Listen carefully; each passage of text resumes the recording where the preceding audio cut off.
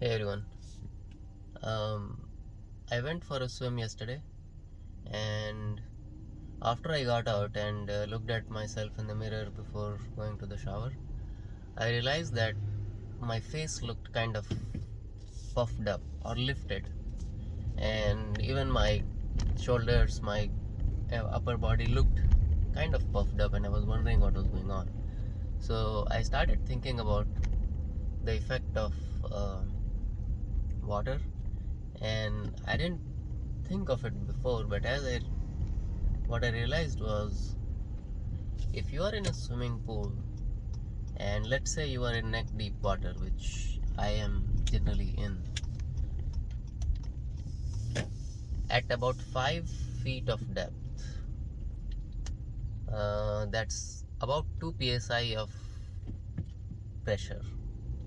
That's a lot, actually. Every 2.3 feet is 1 psi, so a little more than 2 psi. Atmospheric pressure is about 14.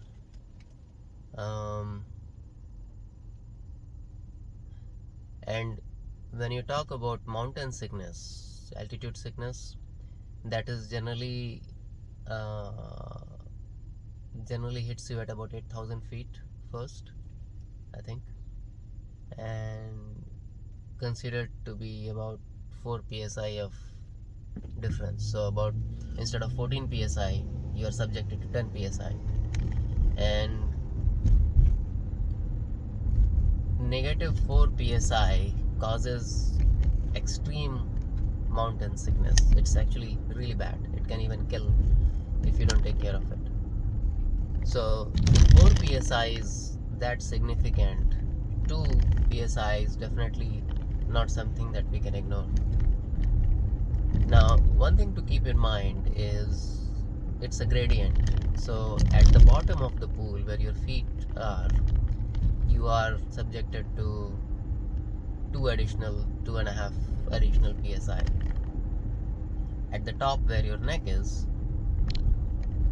there is no pressure at the level. Water is a compressible liquid, so it's not linear, but for the most part, for about 5 feet, we can assume it's linear. So that amount of pressure, and just as a general rule, high pressure is generally good for human bodies. Low pressure is where we start getting sickness issues, joint pains. Our joints like to be compressed. So what I was thinking is, if our bodies are being subjected to 2 psi of additional pressure from the bottom, it's literally pushing the blood up. So I was trying to think if there are any therapies, any places where we are actually subjected to higher pressure as a type of therapy. And what I realized was, there is something called hyperbaric chambers therapy, where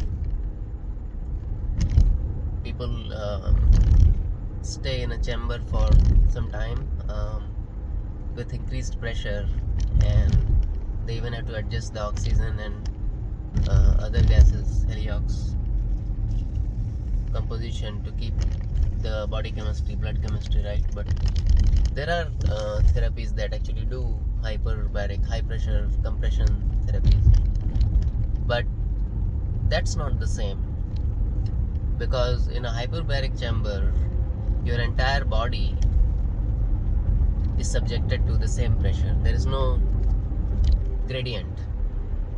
In water that I'm talking about, your feet are at a much higher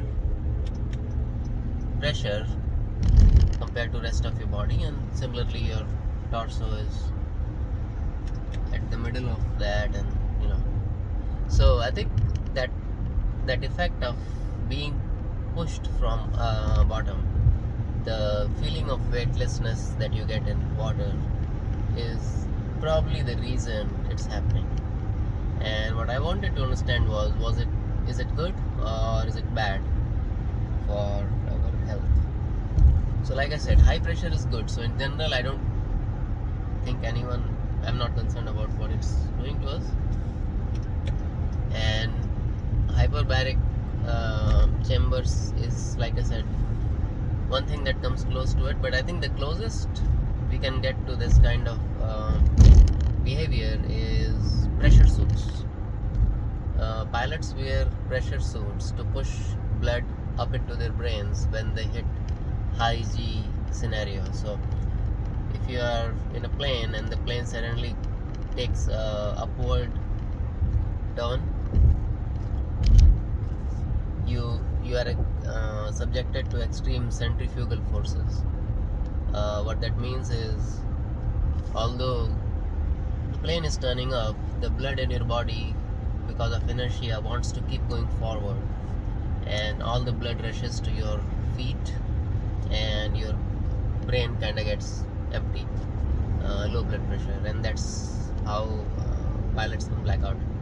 Space shuttles, shuttles, when they go, they train for it.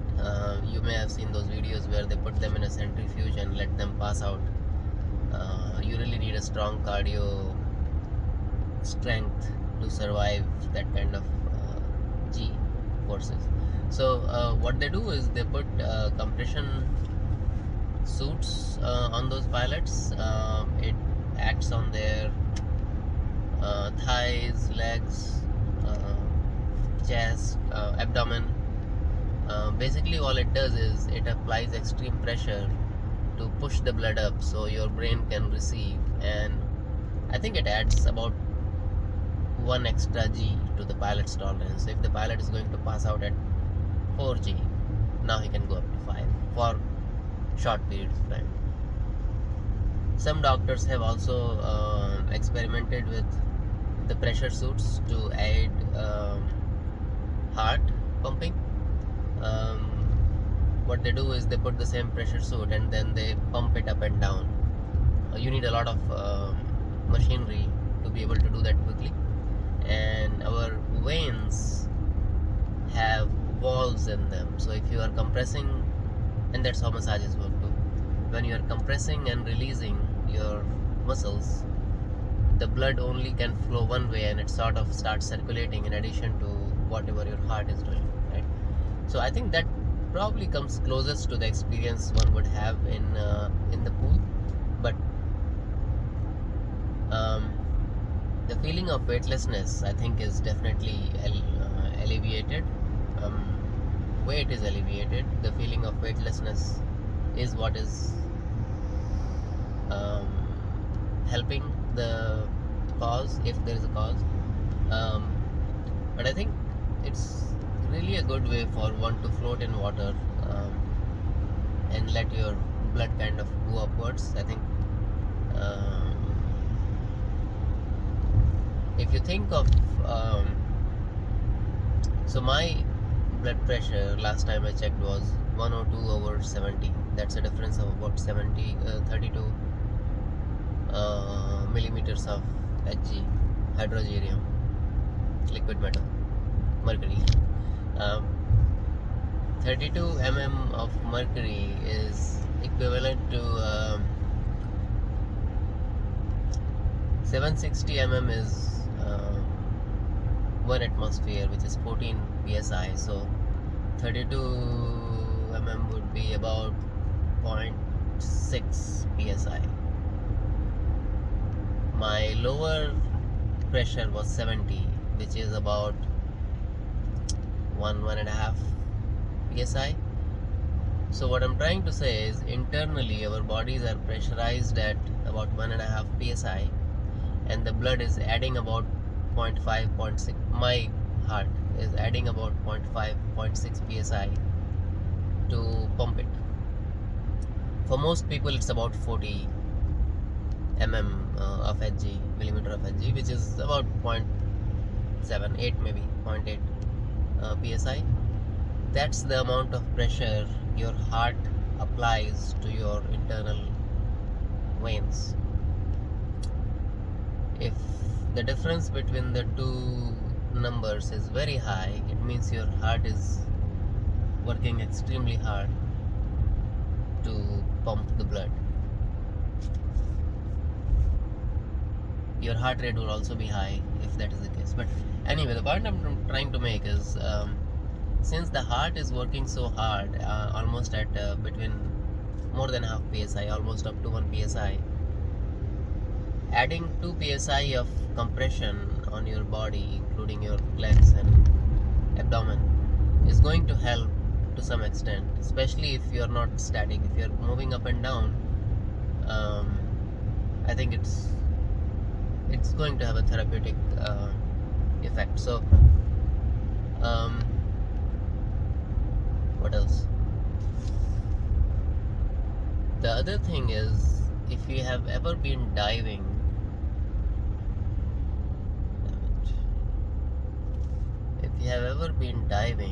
I have gone down to about 40 feet, which is slightly more than 1 atmosphere. 1 atmosphere is about 23 feet of water. Our body takes high pressure fairly well. The only issue that happens is at that pressure, you also need pressurized oxygen, pressurized air to be fed into your lungs, otherwise you cannot breathe.